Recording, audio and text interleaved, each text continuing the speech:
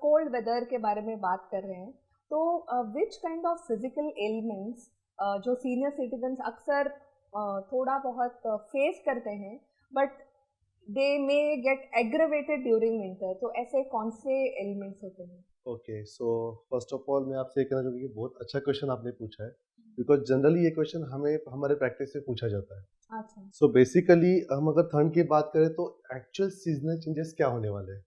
तो सूर्य का उत्तरायण शुरू हो चुका है अभी। इसका सीधा सीधा मतलब यह है कि अभी दिन छोटा होने वाला है, रातें बड़े होने वाली है।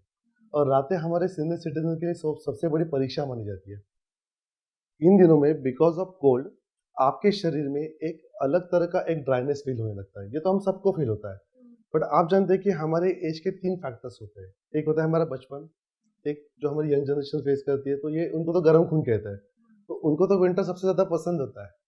बट जब हम ओल्ड एज की या सीनियर सिटीजन की बात करते हैं तो उनमें ऑलरेडी बॉडी ड्राई होनी स्टार्ट हो जाती है, बिकॉज डिटोरेशन स्टार्ट हो चुका है, स्पेशली 60 प्लस में।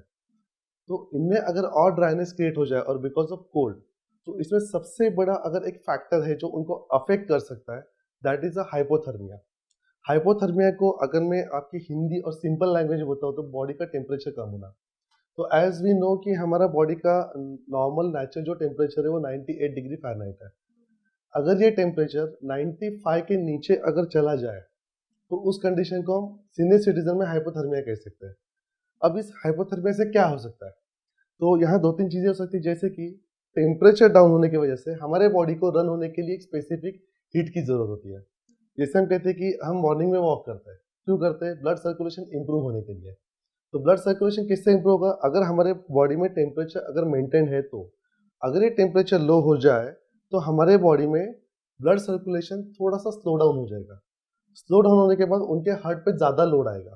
तो यहाँ पे हार्ट डिसीज़, अगर वो डायबिटिक और हाइपरटेंसिव है तो उनमें न्यूरोलॉजिकल डिसऑर्डर्स भी आ सकते हैं। ब्रेन का कनेक्शन लूज हो सकता है, जिससे वो रिस्पॉन्ड करने में टाइम लग सकता है। तो इसमें फिजियोलॉजिकल एस्पेक्ट की वजह से उसमें अगर कोई कॉम्प्लिकेशन है, कोई हिस्ट्री है, तो उसकी वजह से होने वाले सेकेंडरी कॉम्प्लिकेशन होने के चांसेस मैक्सिमम होते हैं, जो कि ऑलमोस्ट 80 टू 90% चांसेस है। तो इसलिए देखिए, ये जो सीजन है स्पेसिफिकली, इन दोनों में त्यौहार भी इसी तरह के आते हैं। जैसे कि बहुत जल्दी अभी दिवाली भी आ रही है, राइट? तो इन दिवाली में हमारे शास्त्रों में और हमारे कल्चर में हमें अभ्यंग बताया गया है। तो ये अभ्यंग सीनियर सिटीजन ने जरूर करना चाहिए। अभ्यंग ने एग्जैक्टली क्या करना है? तो पर्टिकुलर किसी ऑयल, हम इजीली कहें तो इन दिनों में हम तिल का तेल यूज कर सकते हैं, सीसम ऑयल, क्योंकि वो थोड़ा सा उसमें हीट रहती है। तो ये अगर हम एंटायर बॉडी को अप्लाई करें और अप्लाई करने के गर्म पानी से नहाए तो आपके बॉडी का टेम्परेचर मेंटेन होता है, ब्लड सर्कुलेशन इंप्रूव होता है। थर्ड थिंग, बॉडी का ड्राइनेस चला जाता है। तो 2-3 चीजें हो गई। It is also called as rejuvenation according to Ayurveda, according to research.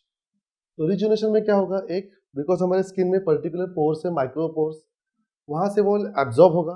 Absorb होकर वहां के सेल्स एंड माइक्रो सेल्स को नरिश करेगा, जिनसे उनकी लाइफ एंड क्वालिटी लाइफ दोनों इंप्रूव हो गई। Second thing, because of that particular massage, यहाँ पे सेंट्रीफ्यूगल फोर्स हम अप्लाई कर रहे हैं, तो वहाँ के जो एलिमेंट्स है, जिसको हम कहते हैं मॉलिक्यूल्स, वो एक दूसरे के ऊपर कोलाइड होंगे एंड उससे हीट जनरेट होगी। हीट जनरेट होने के बाद हाइपोथर्मिया के चांसेस 95% कम हो गए, which is very good number according to me. तो एक सिंपल सी सॉल्यूशन है इसमें कि उनको एक ही चीज करना है कि इन दिनों में एक तिल का तेल, अगर मेडिकेटेड ऑयल है तो आपके डॉक्टर से सलाह लेके उसे करो, और ये ऑयल अगर आपके ऊपर अप्लाई करो, गर्म पानी से नहा लो अर्ली मॉर्निंग, तो प्रॉब्लम होने के चांसेस 95% कम हो गए। That is the solution.